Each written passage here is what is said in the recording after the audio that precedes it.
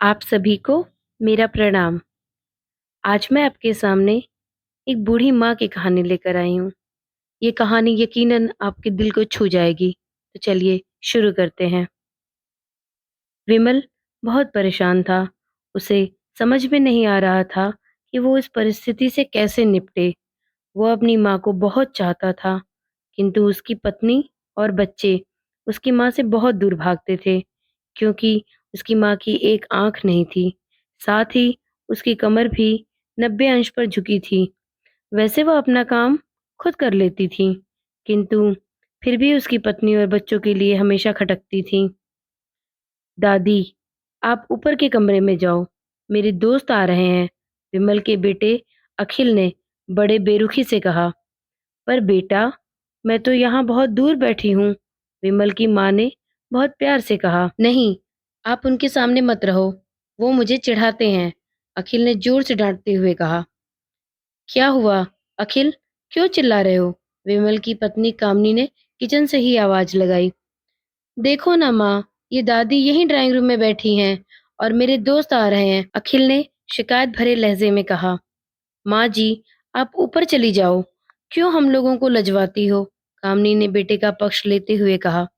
बेचारी सरस्वती चुपचाप उठकर जीने के सहारे ऊपर जाने लगी। कमर झुकी होने के कारण उन्हें ऊपर चढ़ने में बहुत परेशानी हो रही थी, किंतु वो पूरी ताकत से ऊपर के एक अकेले कोने वाले कमरे में जाकर बैठ गईं। विमल बाजू के कमरे से सब सुन रहा था।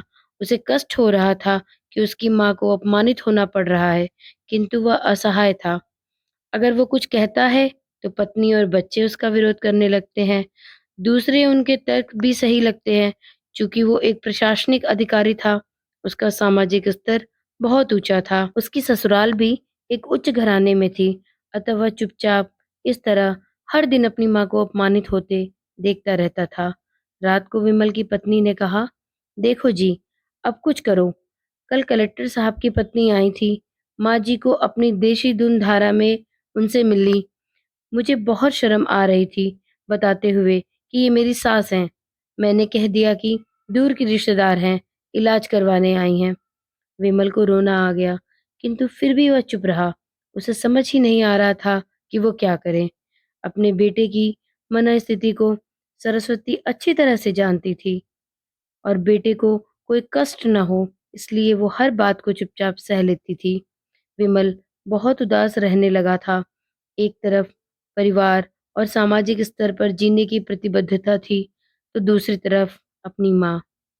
आखिर माँ से अपने बेटे की यह हालत देखी नहीं गई। एक दिन उसने अपने बेटे से कहा, विमल, बहुत दिन हो गए हैं, मैं अपने गांव जाना चाहती हूँ, मुझे वहां पहुंचा दो, मेरा यहाँ मन नहीं लग रहा। किंतु माँ, वहां तो कोई नहीं है, तुम्हारी देखभाल कौन करेगा? विमल ने आश्चर्य से पूछा। अरे, सब गांव वाले तो हैं, और वो तुम्हारे मामा जी तो उसी गांव में रहते हैं, और फिर हम सारी व्यवस्थाएं कर आएंगे, कामिनी ने किचन से निकलते हुए कहा। उसकी तो मानो जैसे मन की मुराद ही पूरी हो रही हो। हाँ बेटा, बहू सही कह रही है, सरस्वती ने लंबी सांस लेते हुए कहा। विमल जानता था कि गांव में माँ की देखभाल करने वाला कोई भी नहीं है, लेकिन अपनी पत्नी की जिद के कारण वह अपनी माँ को गांव छोड़ने पर विवश हो गया। माँ को गांव छोड़कर आते वक्त उसे रोना आ रहा था तथा अपनी बेबसी पर गुस्सा भी, किंतु परिवार, पत्नी और समाज ने उसके इस मनोभावों को दबा दिया। कुछ दिनों के बाद उसके चाचा, जो अमेरिका में रहते थे, आने वाले थे। जब विमल बहुत छोटा था, उसके पिता जीवित थे, तब वो भारत आए थे, और उसके बाद वो अब भारत आने वाले थे। पूरा परिवार और आस पड़ोस बहुत उत्साहित था। अमेरिका से विमल के डॉक्टर चाचा आ रहे थे। डॉक्टर रमेश ने जैसे ही घर में कदम रखा, सबने मिलकर बहुत उत्साह से उनका स्वागत किया। क्यों विमल, भाभी नहीं दिख रही हैं, कहाँ हैं? डॉक्टर रमेश ने उत्सुकता पूर्वक पूछा। जी, वो गांव में रहती हैं, यहाँ उनका मन नहीं लगा, कामनी ने सपाट लहजे में उत्तर दिया।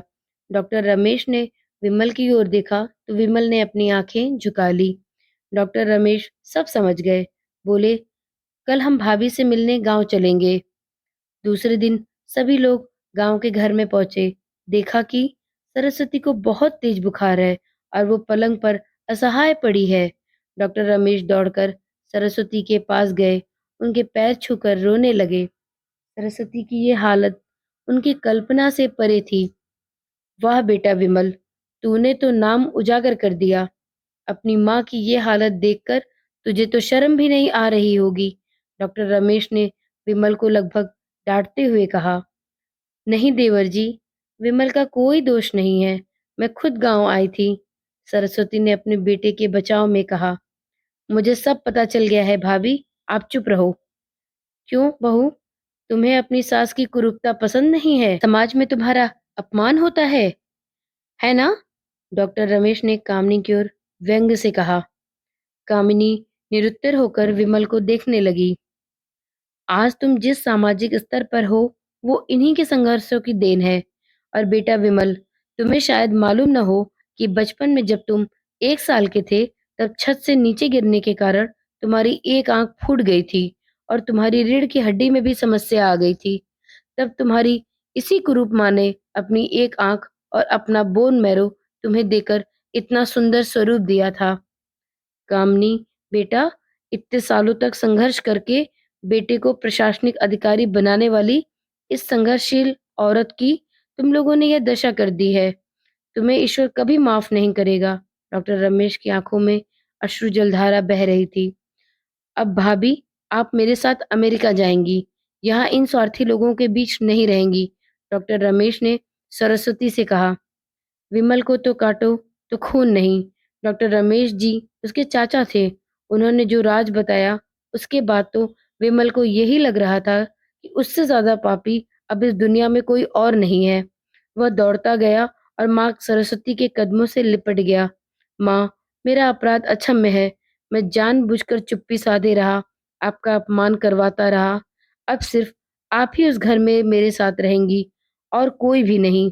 विमल ने आग्नेय दृष्टि से अपनी पत्नी और बच्चों को देखा। कामिनी को भी बहुत पश्चाताप हो रहा था, किंतु उसकी हिम्मत नहीं हो रही थी कि वो सरस्वती से आंख मिलाए। सरस्वती ने कामिनी की मनस्थिति को समझकर उसको पुचकारते हुए अपने पास बुलाया और विमल को डांटते हुए कहा, खबरदार, जो मेरी बहू को मुझसे अलग करने की कोशिश की तो तुझे ही घर से बाहर निकाल दूंगी। कामिनी और बच्चे सरस्वती के पैर पकड़ते हुए रोने लगे और अपने व्यवहार पर माफी मांगने लगे। और माँ का हृदय तो हमेशा ही दयालु होता है।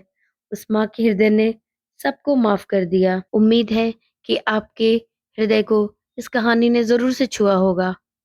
तो फिर मिलते हैं अगली नई कहानी के साथ। धन्यवाद।